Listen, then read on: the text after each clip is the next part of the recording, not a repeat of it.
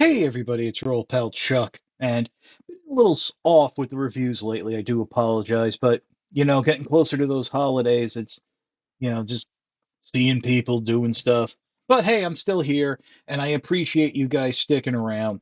And I wish I had a better figure for you. But we're taking a look at from Transformers: Rise of the Beast. This is Studio Series Mirage. And there's a few I like about this figure, and unfortunately, there's a lot I don't like. And I'm sure by now you guys all know about this figure and what it offers and what it does. And yeah, first thing, let's get over with what I like. And what I like is that it's a Porsche. You guys have heard the story about how before my sister and I were in the picture, my dad had a nice red Porsche and he had to sell it because he had kids and he wanted something that the family could fit in and would be safe for the kids. And it's a very touching story. I'm sure a lot of you have that with other sports cars and what have you. This is fairly close, although he had the Porsche that was basically a Porsche with a Volkswagen engine. So I think this is like the real like sports car Porsche. Also, as I'm sure as you can tell, this does look like what a modern G1 Jazz would look like. Um, I do like the detailing here. I mean, right there. Uh, Wait a minute. Either that's where the gas cap is supposed to be, or that's just some mold flash. I think that's actually mold flash. But while we're here, let me. There's the Autobot logo where the Porsche logo would be. Very nice. And you got the Porsche on the side there. Real cool. There's the head, and you got weapon storage underneath, which is kind of nice as well. Uh, Now, a few things to discuss. I know a lot of people have said that this vehicle mode looks like it's broken up and very panel liney. Well, here's a few things. That is from the orders of Porsche. Um, if you go back with me and remember the alternators line from the early to mid 2000s. After the first couple of waves, the car companies got very concerned because through the design process of the figures, they were putting in brakes or panel lines where they weren't on the actual real world vehicles. And car aficionados were starting to criticize the cars because of that and saying that these reproductions look very ugly. Panel lines in the car culture, from what I understand, are very important. Car aficionados like a very streamlined, unbroken look. That's why on some sports cars you'll see an overflap to cover the seam between the door and the frame of the car, the seam to close the lights, stuff like that. So that's, I mean, alternators was already a very complicated line, but that's why some of the designs became a little more complicated because Hasbro and Takara had to start working around the wishes of the car companies. Porsche was very strict about where um, Hasbro could put brakes and panel lines in, as not to do completely uh, deface the shell of the car. Now, between you and I have when Hasbro is left to its own devices, I have seen other licensed cars, unlicensed cars. They don't look as broken up as this does. And I also want to add very quickly that in hand, this doesn't look as broken up as it does in photos. But because of Porsche's demands, you do end up with a robot mode that is a little bulky, blocky, and hard to handle. Oh, there's little markings there on the thing. Uh, can't really make it out, but other than that, um, it does roll quite well, and really the vehicle mode is very nice. Um, but unfortunately, that's about where the positives end with this figure. Let's pause and get into the transformation.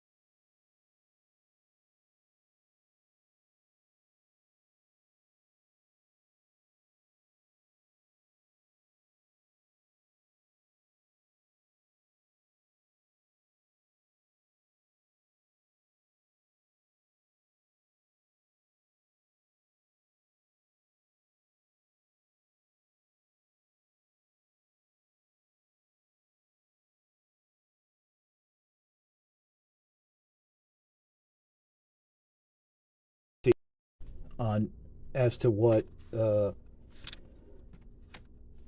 um, where this back section is supposed to go. So there is that.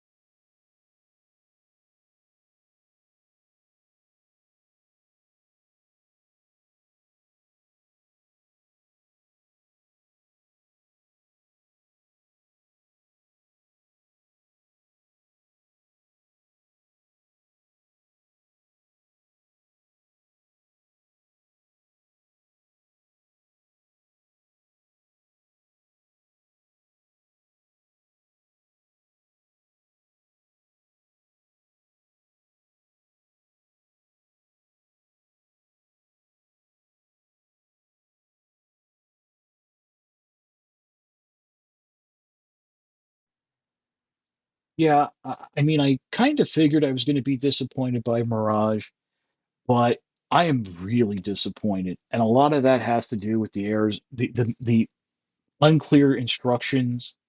I mean, they don't even tell you to peg this chest piece into the front of the car hood to form the bumper and stuff. And by the way, let me say, I do appreciate that that's a real chest.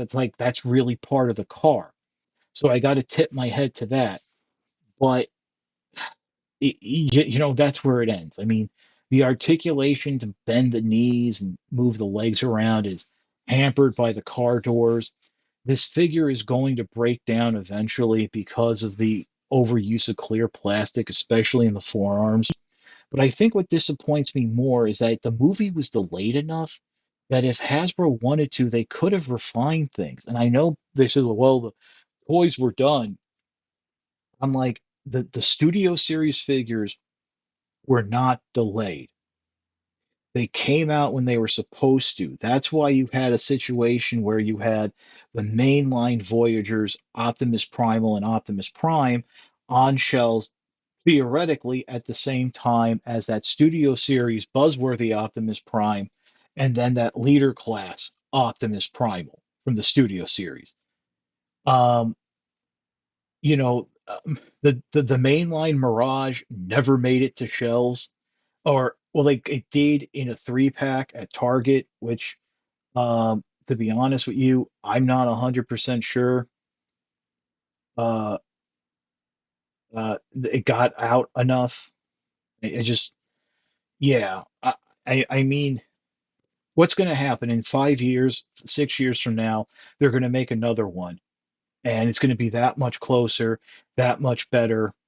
But why couldn't they have done it in the first place? And you know what? That's a maybe, because they may not even have the Porsche license at the time. If they lose the Porsche license, you're never seeing this character ever again. Or I should say, this version of Mirage ever again. I mean, it really does say something when a $15 little, like, kid-friendly figure is more enjoyable and, in my opinion, better than something that's supposed to be a Studio Series figure. I like the metallic paint. I like the overall look. I like the car mode, but Transformers are not just cars. You got to be able to transform them. I mean, I have the box right here, and I'm looking, and it's like this is they are taking so many liberties with the damn CAD model, but I'm just getting frustrated. If you really, really, really want a Mirage, and you can't you just for whatever reason don't like the mainline version, please wait for a sale or use a coupon or gift cards or something. Don't pay full price for this figure. Who knows? Maybe in January, February, it and Nightbird are going to show up at Ollie's and Ross next because they didn't sell. Because let's also not forget, the hype for the film came and went very quickly because the film didn't do well.